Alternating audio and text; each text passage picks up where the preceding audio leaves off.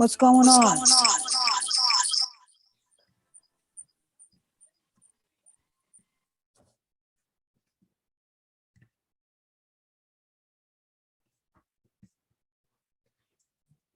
Hi, welcome everyone to Steve Rosenfield's stand-up comedy workshop show, the online show. You're in the best comedy club in the world, which is wherever you are sitting right now. Thank you so much for joining us.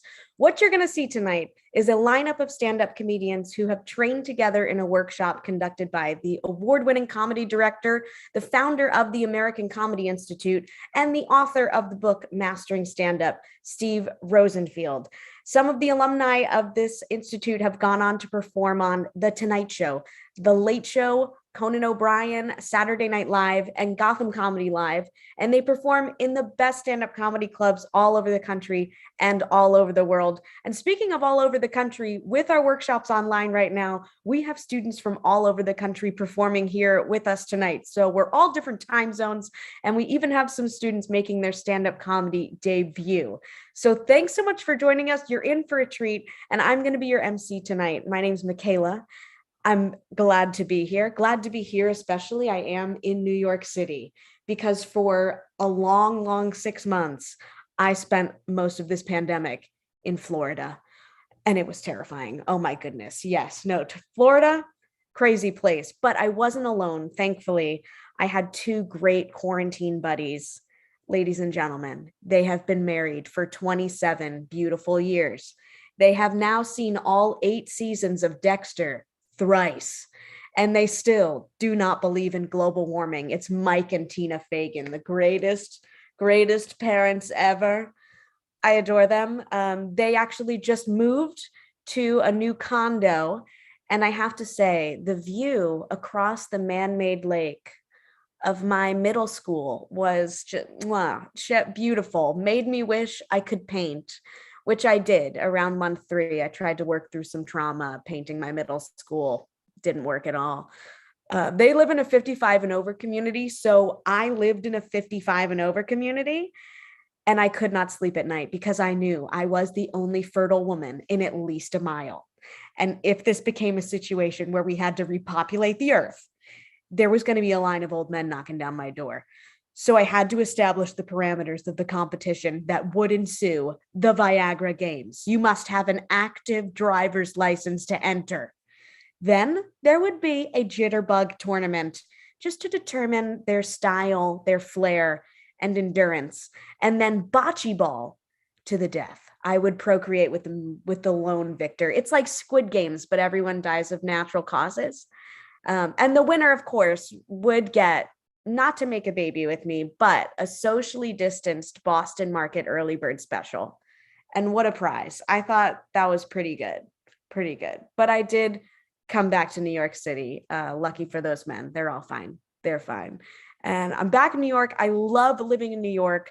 I thought it would be like Sex in the City. It's like no sex in the outer boroughs. That's how it's been for me, at least. I moved into a new apartment, but it's not the dream apartment, not quite yet, because it's not above a bakery. Who lives there? Or how can I sign that lease? Like, I want to be friends with all the people who work downstairs, and they'd be like, "Hey, Michaela, you know what? Before you go upstairs, it looks like you had a rough day.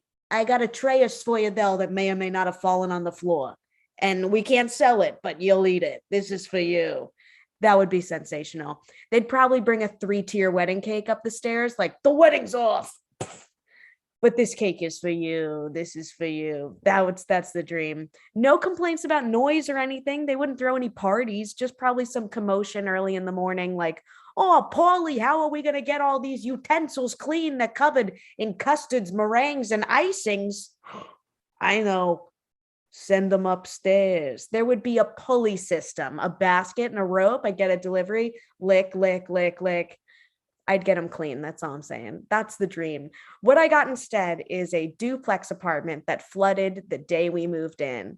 And there are 2 ways out of the basement, but there's no way out of this lease. So here we are. We're stuck. We're having an okay time. It's not too bad. I feel comfortable with you all right now. I can tell you that in college, way back then, I was a lesbian. And I still am, because I'm not a quitter. I'm not going to quit. I'm going to stick it out.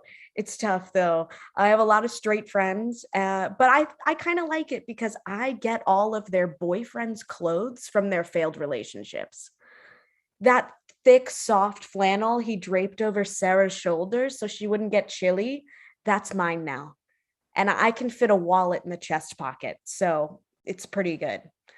Sometimes they'll hand me a college sweater, like, oh my God, it still smells like him. Do you want this? I'm like, yeah, I'll wash it twice. He went to Yale. Give me the sweater. I'm smart. I want to pretend I'm smart. I'm trying to encourage a fling with a Hasidic Jewish man because I really want an unobjectionable way to get my hands on one of those sweet double-breasted to the floor silk jackets. It's called a bekish or a bekishe. And they are only worn on the Sabbath, so maybe I could just borrow it the rest of the week. I don't know. No one's dated one yet, but maybe one of my friends will convert. So here's hoping. I'm not the only queer person in my family. I actually have a wonderful aunt who is gay, and she loves to give advice. It's just her and her wife, they came out quite a long time ago, so their advice doesn't always hold up.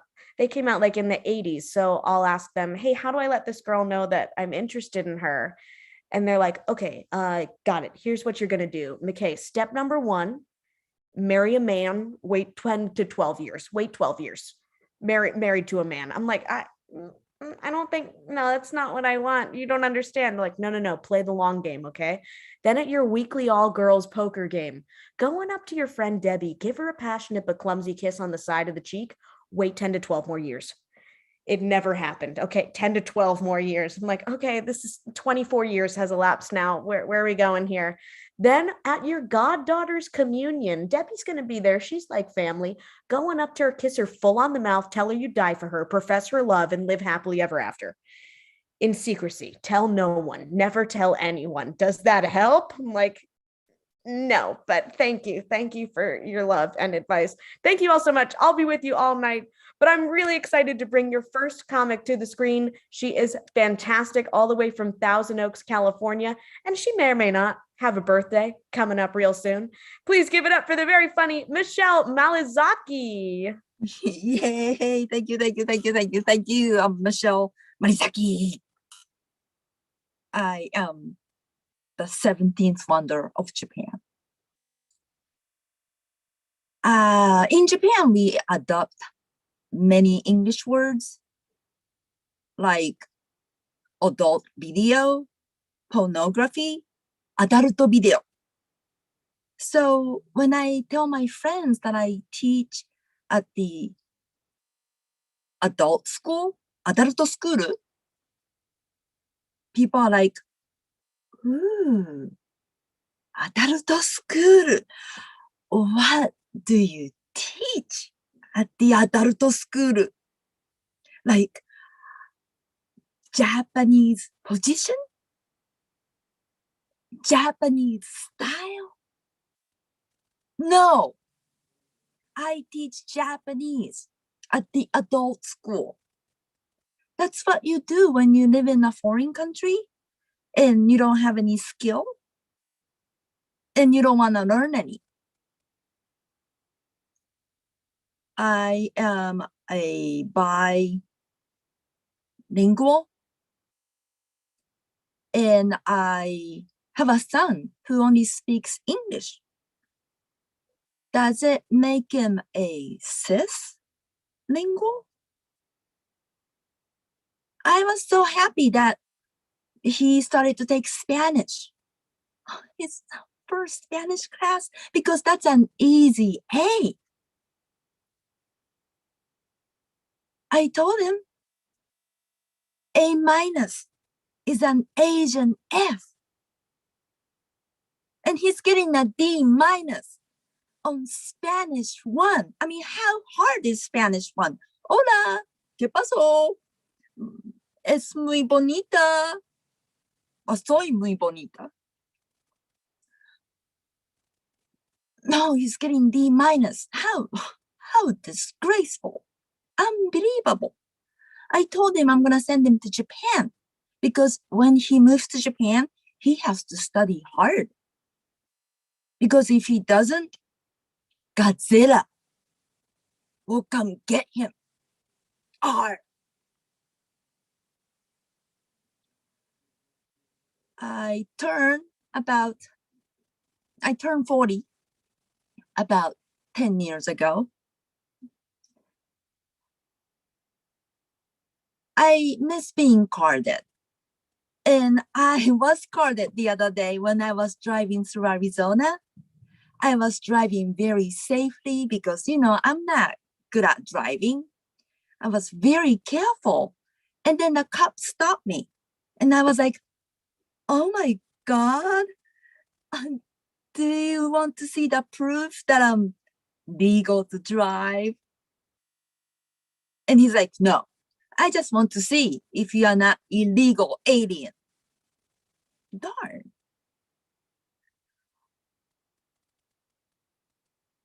I went to gynecologist, and the nurse didn't ask me when was my last period.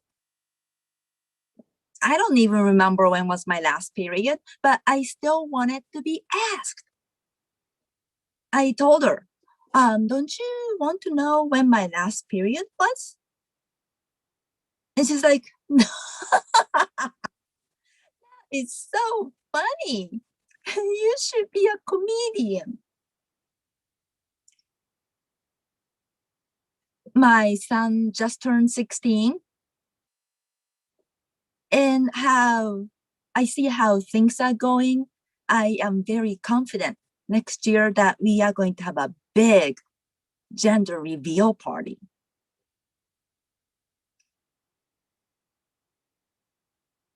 I finally had my first blood test done. I mean, I never fast. I don't even get to fast. I live with other people that eats everything. I mean, I buy ice cream. As soon as it gets home, it's gone. I mean, when I open the freezer, it looks like they are still there. But my peeps, they know how to open the container, and they just eat it all and put it back. So I don't get to eat anything yummy if I don't eat it before they get to it. So anyway, the doctor asked me, Michelle, your blood test came out pretty high on cholesterol. Do you exercise? I said, yes, I do. I do carbohydrates 5 times a day.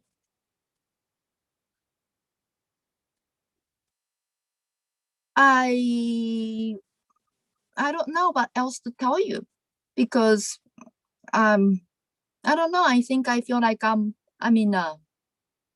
know. I don't even know what I'm saying. So hey, thank you so much for listening. Thank you, Michelle Malazaki. Michelle Malazaki. I also do carbohydrates 5 times daily. It's my favorite form of exercise and recreation is carbs by far. I'm super excited about your next comedian. I haven't seen him in such a long time, but I'm so glad he's on the show tonight, all the way from Staten Island. This is the very funny Ethan Corrigano. Hi everyone. So I have a genetic condition that makes me legally blind and hearing impaired. Yet my worst disability is being from Staten Island. I usually don't tell people about my disabilities, but but like the other day I was walking and a cop was like, "Sir, are you okay? Why do you keep walking into things?" And I was like, "All right." I was like, "Yeah, I'm fine. I'm just a little high as fuck." Um, my sometimes people that don't know I can't see good. They just think I'm high because I'm always walking around lost. So and like lights bother my eyes, so my eyes are always red. Sometimes I walk into the women's restroom. One time in high school, my eyes were they were red. They were red in class. So someone walked up to me and whispered, "Yo, where do you get your shit from?" And I was like, "I'm not on shit." He was like, "Hey, come on, we're cool." I mean, he said, "Hey, come on, we're bros. I'm cool." I said, "Hey, can you just go back? Can you just go back to teaching the class?" So someone told me that I should walk around with like a blind cane to let people know. But I hate people knowing that I can't that I I hate people knowing that I can't see good. It'd be like if someone had a micro penis, they wouldn't walk around with a micro Trojan glued to their crotch. Um, so I I I can't drive a car, and I think I could do it, but I would just need a more specific GPS. One that is like, all right, turn right now. Oh shit, watch out for that fat Korean kid. All right, wow, that was close. Now turn right at the light near the lady with the fat ass. Oh wait, you can't see that lady. All right, turn right in 5, 4, 3, 2. Go now. And all right, in 500 feet, you are at your destination.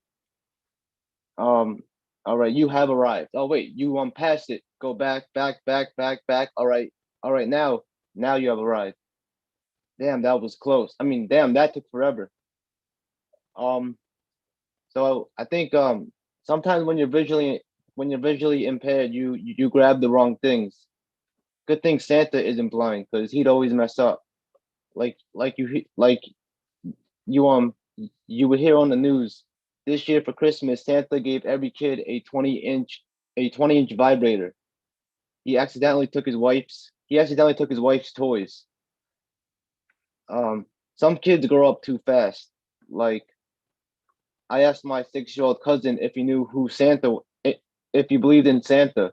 He said yeah, he's that jolly fat fuck. So I believe in signs from God.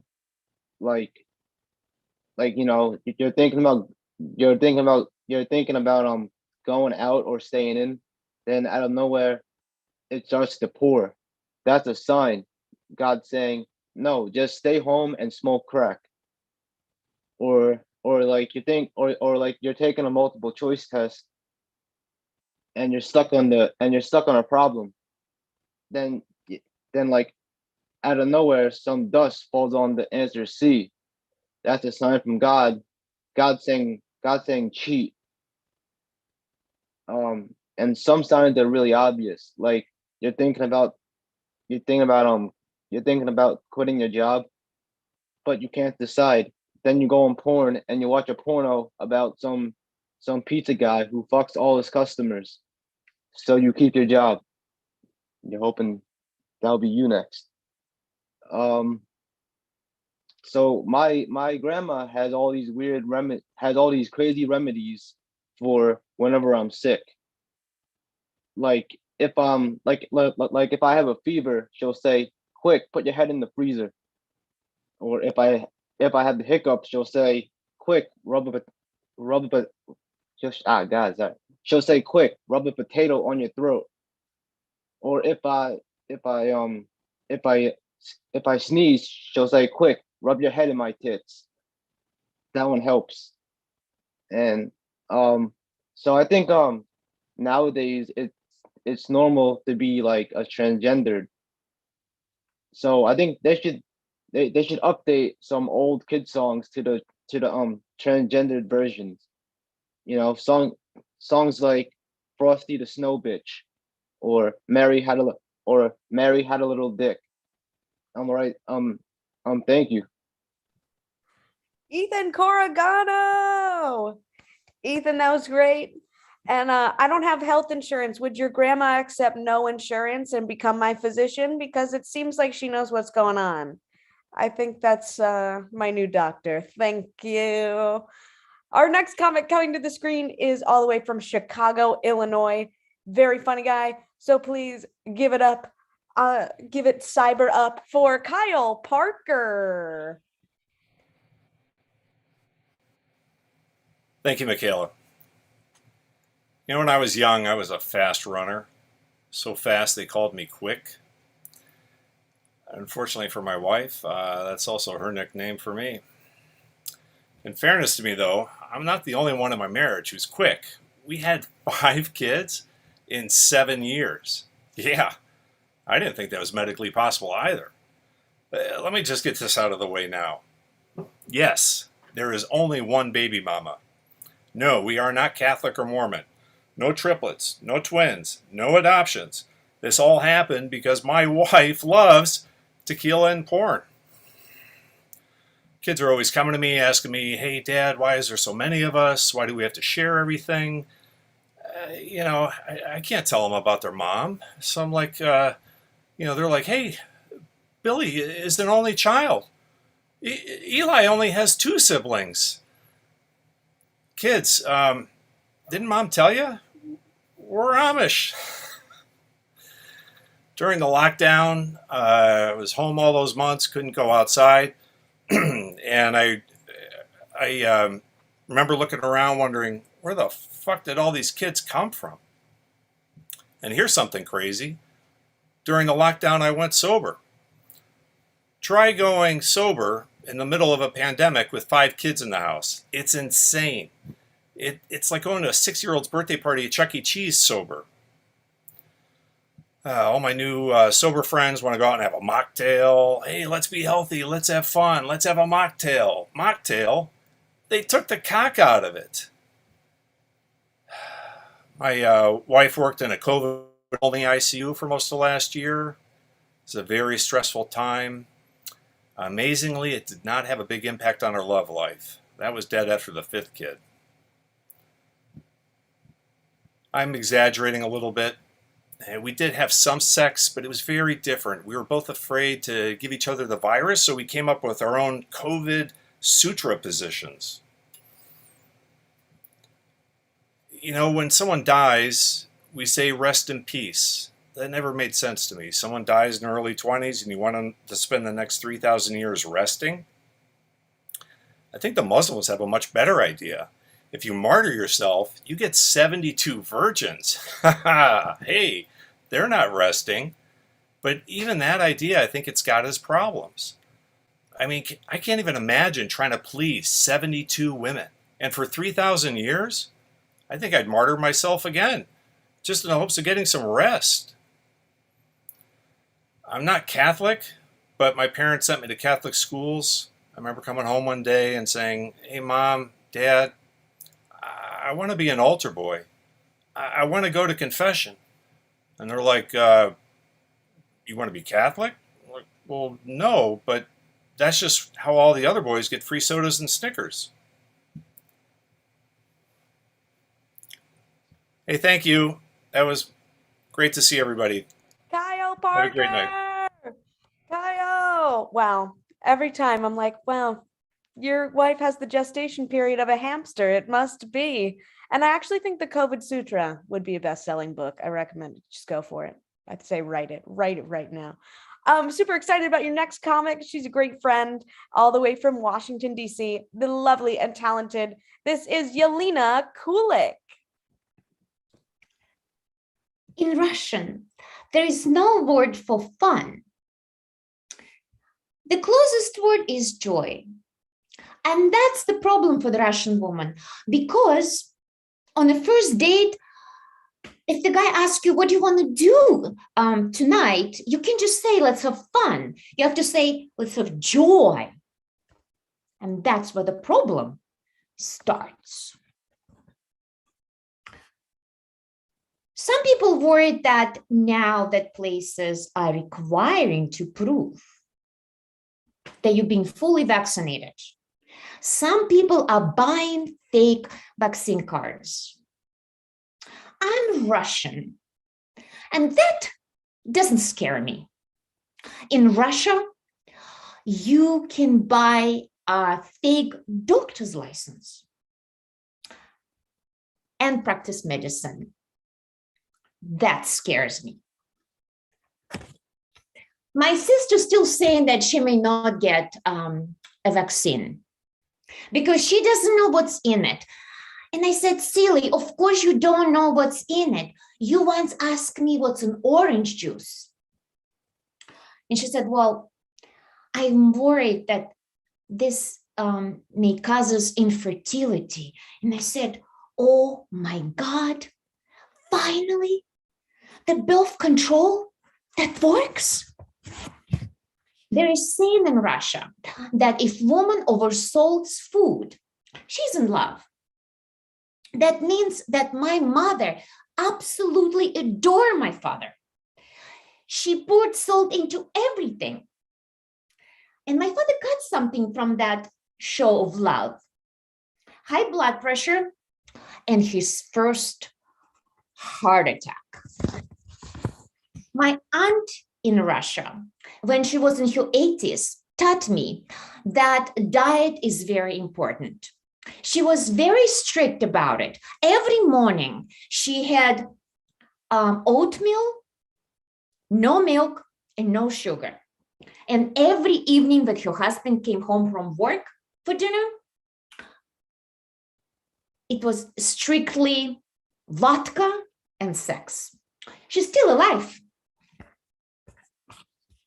I'm interested in this new popular trends in America right now, like cryotherapy, where you have to submit yourself to sub-zero temperatures. There's also intermittent fasting. Then you have to starve yourself most of the day, every day. And then there is minimalism. Then you don't have a lot of things at home and you really can't own anything. And they call this living more meaningful and happy life. We have it in Russia too. We call it Siberia. I can never get over how many things you can buy here in America. I can see why you need to have influencers like Kim Kardashian, Ariana Grande, Taylor Swift, the people you can trust when they tell you to do something. The influencer we had in Russia was Stalin. I hear young people complaining that after college, they can't find a job if they fair pay. Well, this is so sad. In Soviet Union, nobody have to worry about income inequality. We had nothing to buy.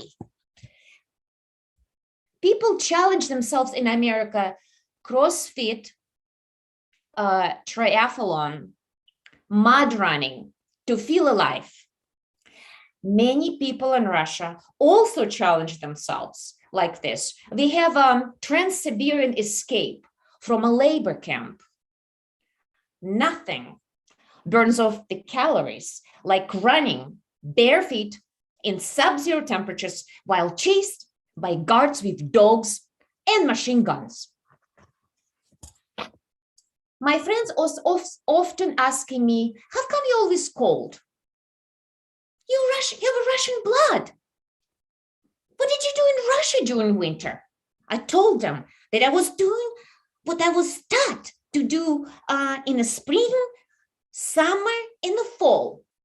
Suffer. My husband thinks that I'm asking for presents that are just too expensive. And I said, fine, I'm going to stop asking you for a swimming pool. He said, thank you. This is so much better. And I said, can I still get a pool boy? Thank you so much. I love you. Yelina Kulik. Yelina, good to know that suffering keeps you warm. It's like, I'm going to have a heated blanket all winter. Good to know. Thanks for the info. Your next comment coming to the screen. Actually, before we get to that, I have one quick thing to say, and that is, with our comics from all over the country right now, yes, this means no matter where you are, you can be a part of the American Comedy Institute and do a workshop with us. The workshops are totally online. Steve Rosenfield will be your incredible instructor. And if you want any more information, visit comedyinstitute.com. Our next workshop is starting up on December 7th. We do have these online shows, but we also have our shows back live and in person at Gotham Comedy Club in New York City. So visit comedyinstitute.com to learn more about our workshops. Now I'm very excited to bring up our first debut comic of the night, all the way from Orange County, California. This is the very funny, I'm going to ask her to unmute real quick too so we can hear her awesome stuff. Please give it up for the hilarious Janet Stewart. Thank you, Michaela. It is wonderful to be here tonight with all of you in your little Zoom squares. So I'm a liar, but I want you to recall an organic liar. No additives. I lie naturally. Lying, it runs in my family. Once I asked my mother, Mom, now why did you marry Dad? And she said, oh, darling, we played bridge and he cheated. That's when I realized lying equals love. Lying is what's held my family together. Every Thanksgiving, I tell my daughters, remember to lie to Grandma. Tell her she looks younger than ever and that she's so nice. If one of my daughters tells me, Mom, she's starting to smell and she still pinches me, I say, look, this is Thanksgiving. This is what we do. Go out there and lie to Nana. Another great thing about lying, it stimulates the brain. I know there are people that do word problems and some people do Sudoku. That's okay. Me, I remember a lie from 1983. I told my cousin Irma, wow, since you got your braces off, you're the spitting image of Christy Brinkley. Now that's a lot harder than remembering a 5-letter word for extent. It's scope, for God's sakes. My husband gets annoyed when I lie. I don't understand it. He lies, he gets paid to do it. He's an attorney.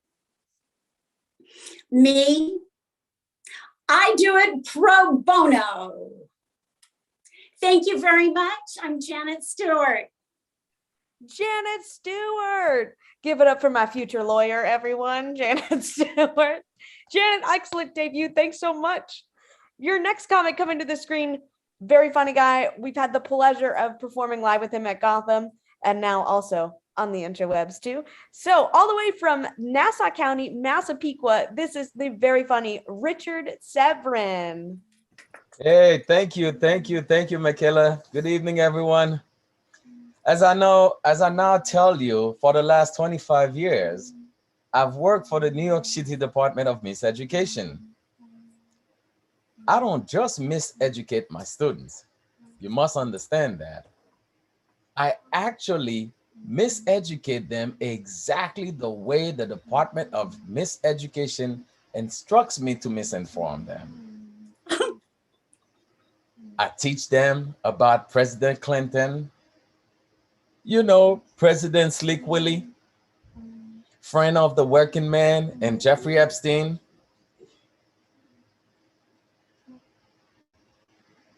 I teach that he balanced the budget. What I leave out is that because of this blowjob getter, my college tuition went up 5 times. I also teach them about President George W. Bush.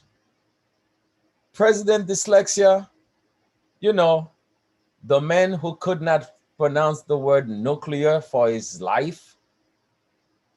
I teach them that he led us after the event of September 11. What I don't teach them is where he led the country. You know, into war with the wrong country. Can you imagine if this guy was a doctor instead of a politician? You'd go to him and say, Doc, this bunion is killing me.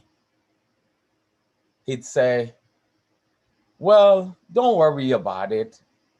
All I have to do is amputate your arm. I teach them about, of course, President Barack Obama. You know, President Long Ears with the pretty smile. With President Obama, everything African American went up. The African American community made so much progress. Not only everything went way up, among them, our unemployment went way up. The number of students who graduate and can't read went way up. It was not only limited to African American, but all brown and black people from all over the world in America experienced this high way up in terms of the number of deportees went up. And of course, how could I possibly omit Agent Orange? You know, President Trump, Mr. Golden Shower himself. I teach my students, whatever your feelings are about him, you cannot deny he accomplished what no other American president ever accomplished. He got impeached twice. I guess Obama was right. Yes, he can. The history textbook teaches us about our founding fathers. Among them, the great writer of our Declaration of Independence, Thomas Jefferson, who wrote, "We hold these truths to be self-evident, that all men are created equal, except for the ones that are on and I'm fucking." Can you believe this pedophile? Unbelievable. Of course, perhaps one of our greatest presidents is President Lincoln, the great emancipator, the one that they think so highly of, they put him on the American penny, the only brown currency. So, ladies and gentlemen, when you do decide to bring your class action lawsuit against the Department of Miseducation, don't forget to include me. Thank you very much. You've been a pleasant audience. Good night. Richard Severin. Richard, remind me to get your thoughts on Rutherford B. Hayes one day, because I think that guy had some stuff going on that we just didn't learn about. And I know you know. I know you know. Your next comic coming to the screen, also from Chicago, Illinois. So glad to have him on the lineup. I like him a whole bunch. You're going to like him too. Please give it up for Jimmy Carrane.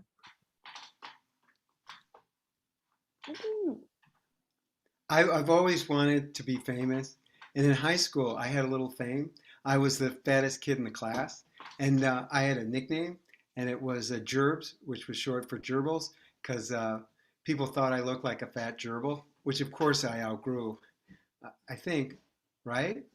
And my friends were always trying to cheer me up, and they would say things like, "You're not fat. You're just, you're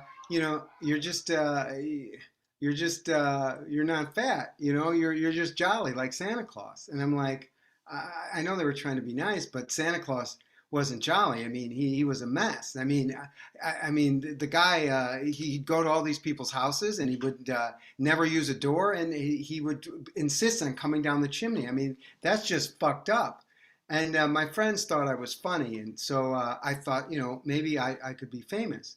And so I started to take classes at in improv and do shows in Chicago. And then all of a sudden, all my friends that I'd been like really close with, they started to get famous. And I'm not blaming them, but I started to get really depressed. And so I went to a psychiatrist, and he had seen a lot of well-known people. Like I forgot the guy's name, but he was on the Geico commercials.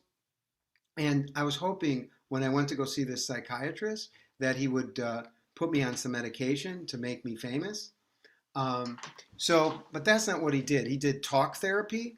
And so I went for a bunch of sessions and I told him my whole life story.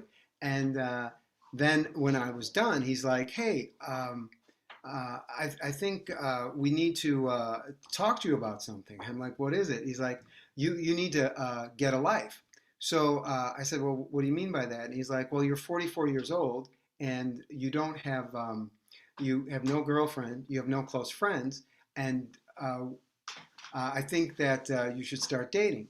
So I was like, well, I mean, if this is going to help me become famous, then I guess I'm going to date, And I got to tell you, for a guy that was only teaching one improv class a week and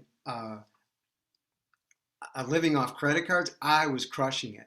And then a couple of that I knew, they were like, hey, do you want to, we want to set you up with our friend Lauren. So I was like, okay. But the problem was she was 30, So, and I'm like, hey, I'm looking for someone more age appropriate, like, 5 years younger, but could pass for 10. So we started dating, Lauren and I have to say she was kind and considerate, and she was really nice to me, which of course, is all red flags, right? So I said to my psychiatrist, I'm like, I want to break up with her. And he's like, you don't want to break up with her. You want to marry her. And I said, well, is this, will this help my career? And he said, looked at me for a really long time. And then he said, our time is up. Now he was very cryptic like that, but I knew exactly what he meant. So I got married and I had a cat, and now we had a life.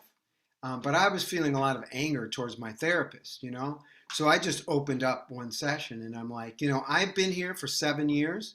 I followed everything you've had to say, but we have to face facts here. I'm still not famous. So he said to me, the really good comedians, they bring joy into people's lives, and you can't bring joy into other people's lives unless you have it yourself. So I said, okay, I get it. I need joy. How do I get it? And he said, the best way to do it is to have a baby. And I'm like, well, this is kind of like an obstacle, for my career. And but then I remembered, like, this guy's got a track record. I mean, he's worked with the guy, and I can't even remember his name, but was on the Geico commercials. So I went back to Lauren and I told her about us having a baby, and she had her own reservations. She was like, how can you be a dad? You sleep 14 hours a day. And I wasn't going to defend myself because sleep is very important to me. That's why I look like I'm, like 39. And so but I had my own reservations about being a father as well, because I didn't have a great relationship with my dad. I didn't even know how he felt about me until I was in the 8th grade. And my mom actually had to tell me. She took me into the garage and she said, you probably think your dad hates you because he's never home, and he never pays attention to you, and he never plays with you, and he never remembers your birthday, and he never even knows where you are. But I just want to let you know, your father loves you. He just can't express it. My dad wasn't, the reason he wasn't home, it wasn't because of me. It was because he was a workaholic. He was working all the time. And he was working really hard at stealing a lot of people's money in this bogus real estate deals. And I found this all out, through FBI. So my dad eventually got caught, and then he went to jail. He went to prison for 3 years. And my parents were, my whole family was really embarrassed by that because we grew up in the suburbs, and back then you didn't know anybody in the suburbs going to prison. Thank God that's changed. And then when he got out after the 3 years, he got home just in time for Thanksgiving. And I asked him, we were all sitting around the dining room table. I said, Dad, what was so hard about prison? And I was thinking he was going to say, well, it was hard to be away from the family. But no, my dad said that it was some of the happiest years of his life. So Lauren, she came around and she changed her mind, and because we were now having some unprotected sex, which according to Real Simple magazine is like one of the best ways to get pregnant. And about 18 months later, we had a baby girl, a beautiful little baby girl. And people are really excited for you, and they come up to you and they're like, "Oh my God, congratulations! What's it like to be a dad?" And I would just tell them, I'm really glad that we had her, but I'm not so sure it was the best thing for my career. Thank you very much. You've been a great audience. Stay safe. Jimmy Carrane. Thanks, Jimmy. We have one final comic coming to the screen tonight. She is making her stand-up comedy debut. She is a musician and actress, originally from Ukraine, but now she's over here in Brooklyn, New York. So please give it up for your final performer, Ina Zazulya. Thank you. Thank you. Hi, everyone. My name is Ina Zazula, as you heard, and Zazulya in Ukrainian means cuckoo bird. In my country, cuckoo bird means a prophet who sees the future. But in America, it means this. Cuckoo. Can you imagine? Cuckoo. I was dreaming about America full of my life. I thought I will come here and I will become even more normal than was before. I will come to the country is the best country in the world. I left my family, my friends. I flew over the ocean to finally find out that I am cuckoo. I'm really cuckoo. Are you sure, guys? I am cuckoo. If so, why didn't tell me that before? In my country, as I said, we respect this bird, cuckoo bird, like here, We went talk to them. I know what you might think. You might think, oh, all Slavics, Ukrainian, Russian, they're alcoholic, they drink vodka, and they could talk to anything. But you know what? It's true. And I don't know why, but we have the same conversation every time. When our men drunk, they have the same conversation each time, like this. Do you respect me? Yeah? You respect me? Yeah? I respect you. You respect me? Yeah? You look like you're not respecting me. You even don't talk to me. You respect me? Yes. Do you respect me? Tell me. You respect me? Yes. Yes. You don't respect me. You don't respect me. Boom. Oh, boom, boom. You don't respect me, so take it. And all of that, he's talking to a lamp. Yes. If you come to Ukraine or to Russia and will be walking in the forest, you could ask our prophet, cuckoo bird. For example, question like this. Oh, cuckoo bird, tell me how many years I would live. Or when I was a girl, I asked, a cuckoo bird, tell me please, how many boyfriends will I have this year? And then I was counting like cuckoo, 1, cuckoo, 3 this year. And then cuckoo, 10, 20, 30, 40, 50, stop, cuckoo bird. What kind of girl do you think I am? It could happen too, You have to think what you ask. And actually, I was thinking, who does this sound, females or males? You know what I figured out? That the sound cuckoo, male does. They do it in order to attract females. Yes, like our men do. Cuckoo, cuckoo, They say when they want to have sex to attract females, they say like, oh my God, You are so beautiful woman. I never saw before, I never met. I was waiting for you full of my life. You are so beautiful. You are just God for me. You know, guys, you just, if you want sex, you just say cuckoo, cuckoo. Why you have to say so many stupid words? Okay, guys.